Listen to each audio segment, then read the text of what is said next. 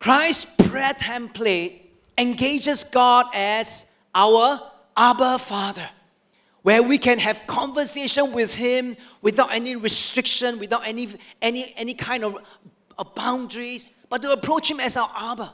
And from the deep conversation with God comes an understanding of what is really, really important in God's heart.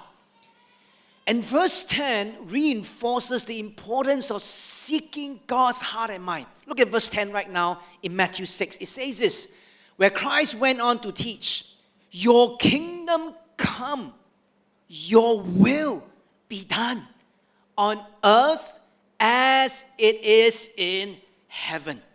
Now, this portion of the Lord's Prayer emphasizes the need to first seek God's mind, God's will, before we present our needs to Him.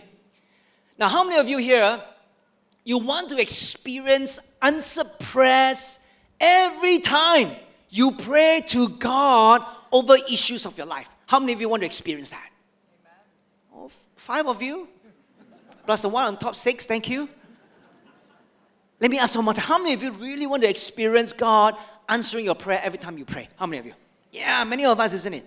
Now, if you want to experience an answer to prayer, the key here is to know God's heart, God's mind over a matter. The moment you know God's heart and mind, you can then align your prayers towards the direction of God's will for your life. I used to think that prayer was about downloading my laundry list of requests to God and expecting God to pick up all of my life problems. And as I understand more and more about prayer through Christ's prayer template, I realized that prayer was more than just giving God all my needs and hoping that He would then solve all my life issues. I learned that prayer was about building a relationship with God, where intimacy with God enabled me to know what was on God's heart and mind. And that's when I began to change my approach to prayer.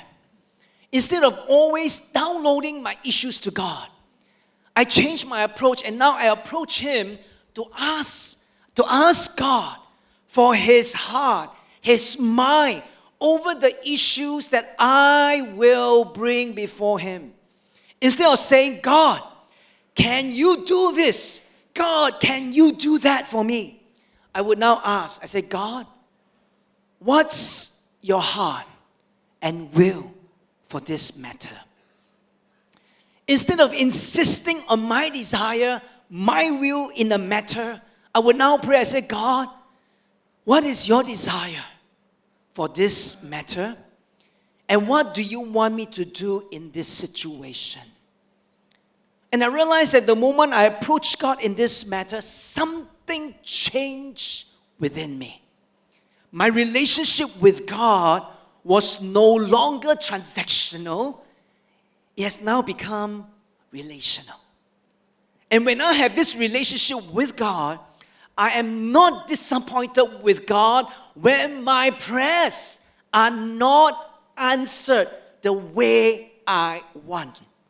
You see, the moment I understand God's heart and mind, I will forsake my desires and begin to pursue what's on God's desire. And I begin to see things from God's perspective.